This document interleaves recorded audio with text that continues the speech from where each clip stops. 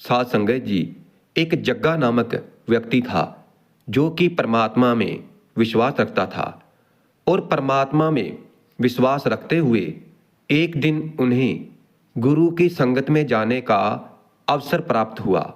तो वहाँ जाकर उन्हें ये प्रतीत हुआ, ये अनुभव हुआ कि परमात्मा ने हमें ये जन्म इसलिए दिया है ताकि हम अपना आवागमन का खेल खत्म करके वापस उस परमात्मा से, उस प्रभु से, उस कुल मालिक से मिल जाएं। जो हमारा असली ठिकाना है तो हम वहाँ पर पहुँच जाएं। उसके बाद उनके अंदर वैराग्य उत्पन्न हो गया और वह प्रभु के भजन कीर्तन में आनंदित रहने लगा, उसका गुणगान करने लगा, जिससे कि उन्हें लगा कि उनका 84 लाख जिया जून का खेल समाप्त हो जाएगा।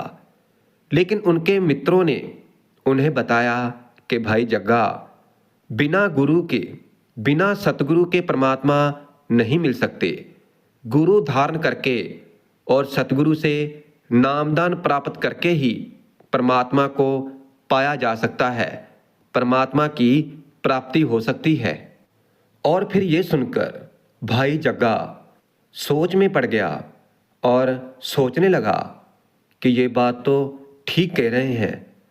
अगर हमें कुछ भी सीखना हो तो हमें गुरु धारण करना ही पड़ता है। तो यहाँ पर भी अगर सत्य का रास्ता पकड़ा है तो उसको समझने के लिए गुरु धारणा जरूरी है, जिससे कि मेरी कामना पूरी हो जाएगी। तो इस खोज के लिए वह पूर्ण संत सतगुरु की खोज में घूमने लगा। और फिर घूमते घूमते उन्हें रास्ते में एक जोगी सन्यासी मिले, जो कि सन्यास धारण करके वन में समय व्यतीत कर रहे थे और द्वार द्वार जाकर लोगों से भिक्षा मांग रहा था। तो जब भाई जग्गा की मुलाकात उस सन्यासी से हुई तो फिर तो उसने भाई जग्गा को दुविधा में डाल दिया और कहने लगा कि अगर प्रभु की प्राप्ति चाहते हो, उस परमात्मा की प्राप्ति चाहते हो, तो तुम्हें सन्यासी होना पड़ेगा, सन्यास धारण करना पड़ेगा, क्योंकि गृहस्थ व्यक्ति को प्रभु की, परमात्मा की प्राप्ति कभी नहीं हो सकती। और फिर उनके ये वचन सुनकर भाई जग्गा जी को सतगुरु नानक जी महाराज की याद आ गई और उन्हें मालूम हुआ कि सतगुरु नानक भी पूर्ण संत सतगुरु हैं और उन्होंने गृहस्थ जीवन में रहकर भी परमात्मा की भक्ति करने का उपदेश दिया है। तो भाई जग्गा जी ने विचार किया कि क्यों ना सतगुरु नानक महाराज से मिलकर उनसे नामदान लिया जाए।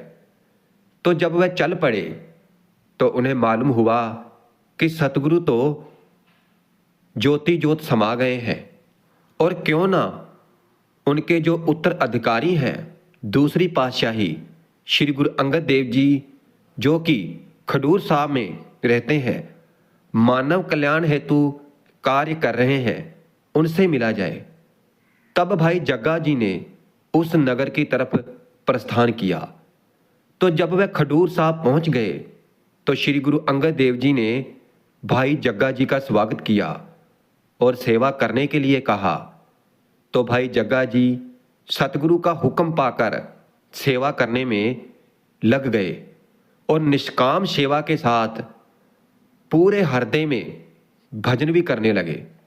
और फिर ऐसे ही बहुत समय बीत गया और फिर एक दिन श्री गुरु अंगद देव जी महाराज जी ने लंगर में प्रस्थान किया और उन्होंने देखा कि भाई जग्गा जी तन मन से जल भरने की सेवा में लगे रहते थे। तो ये देखकर सतगुरु ने उन्हें अपने गले से लगाया और उपदेश किया कि जो व्यक्ति आध्यात्मिक प्राप्तियां चाहता है वह मानव सेवा में लग जाता है, मानव कल्याण में लग जाता है और प्रत्येक प्राणी में उस प्रभु को देखने लगता है। हर प्राणी में उसको वो परमात्मा ही दिखाई देता है। हर प्राणी उसको परमात्मा का रूप, प्रभु का रूप ही दिखाई देने लग जाता है। और फिर जब व्यक्ति के साथ ऐसा होने लगता है तो ये मान लो तो उसका हृदय पवित्र हो चुका है। उसे कण कण में प्रभु दिखाई देते हैं। बस ये पहली मंजिल है उस परमात्मा से, उस प्रभु से मिलने की, और फिर आगे प्राप्तियां होती जाएंगी। ये सब गुरु नानक के घर का सहज मार्ग है। इसमें कोई कठिनाई नहीं है, ना घर बार त्यागने की जरूरत है, ना कोई कठिन साधना करनी पड़ती है। इसमें ना ही वस्त्र त्यागने पड़ते हैं और ना ही भिक्षा मांगनी पड़ती है और ना ही दर दर की ठोकरें खानी पड़ती है। माया में रहते हुए माया से निर्लिप्त रहना पड़ता है। जैसे कमल का फूल कीचड़ के पानी में रहते हुए भी उसमें लिप्त नहीं होता।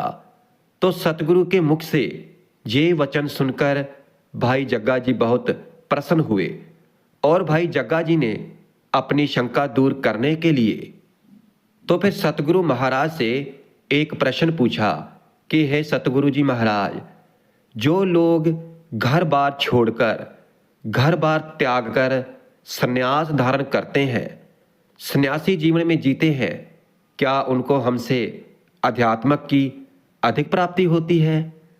क्या वो परमात्मा के ज़्यादा करीब होते हैं?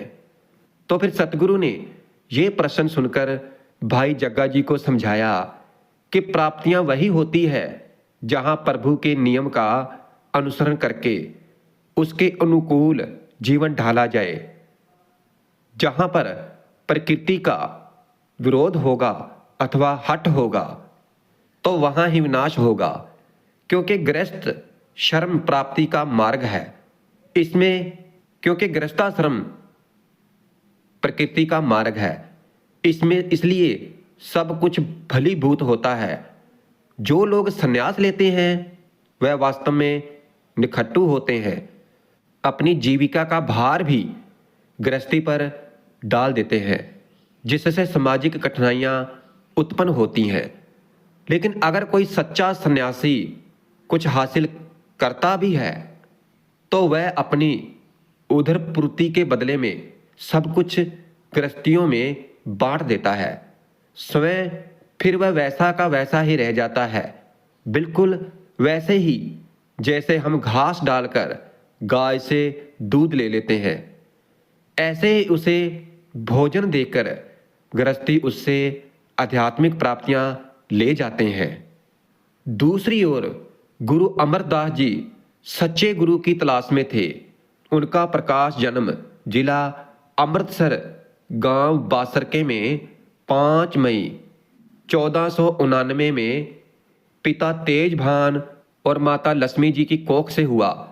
उनका विवाह श्री देवी चंद की सपुत्री राम कौर जी के साथ सन 1502 में संपन्न हुआ और उनकी 4 संतानें हुईं।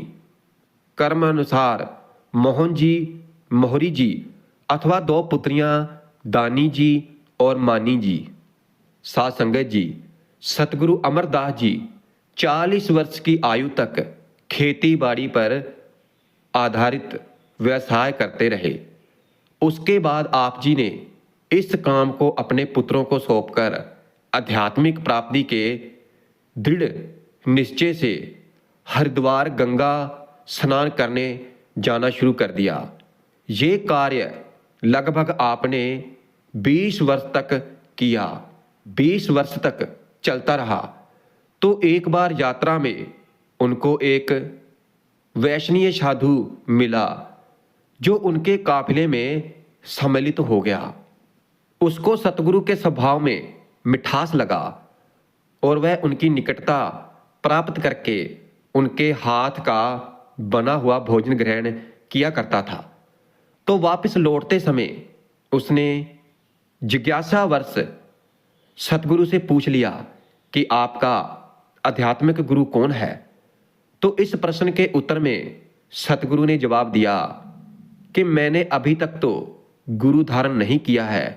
और फिर ये सुनकर वैष्णव साधु चौंक गया और उसने कहा कि मेरा धर्म भ्रष्ट हो गया है। मैंने एक गुरुहीन व्यक्ति का तैयार किया हुआ भोजन ग्रहण कर लिया है। और फिर वो अपने आप को कोसता हुआ वहां से चला गया। और फिर इस घटना का श्री गुरु अमरदास जी महाराज के हृदय पर बहुत गहरा आघात हुआ। वह विचार करने लगे कि मैंने जीवन के 40 वर्ष व्यर्थ में नष्ट कर दिए हैं। क्या गुरु के बिना व्यक्ति की गति संभव नहीं है? और फिर उसके बाद जब सतगुरु अपने दूसरे पड़ाव में मेहंदे ग्राम नामक गांव में दुर्गा ब्राह्मण की धर्मशाला में विश्राम कर रहे थे, तो दुर्गा ब्राह्मण जो ज्योतिषी विद्या का ज्ञान रखता था, उन्होंने सतगुरु अमरदास जी के चरणों पर नजर डाली तो वह चमक रहे थे। तो जब उसने ध्यान दिया तो उसकी विद्या के अनुसार पद्म रेखा थी, जो कि किसी पराक्रमी पुरुष अथवा चक्रवर्ती सम्राट के पांव में होनी चाहिए। और फिर सतगुरु महाराज के उठ जाने पर उस ब्राह्मण ने सतगुरु से पूछा कि आप कौन हैं? मेरी विद्या के अनुसार आप साधारण व्यक्ति नहीं हैं, क्योंकि आपके चरणों में पद्म रेखा है। तो ये पूछने पर सतगुरु महाराज ने बताया कि वह एक साधारण पुरुष ही है। तो ये सुनकर वह पंडित बहुत चकित हुआ और फिर सोचकर कहने लगा कि ऐसा नहीं हो सकता, मेरी विद्या गलत नहीं हो सकती। यदि आप पराक्रमी पुरुष नहीं हैं तो जल्द ही आपको कोई तेजस्व प्राप्त होने वाला है। और फिर सतगुरु महाराज और फिर दुर्गा ब्राह्मण की ये बात सुनकर सतगुरु महाराज वहां से चले गए और दुर्गा ब्राह्मण सतगुरु महाराज को जाते हुए देखता रहा।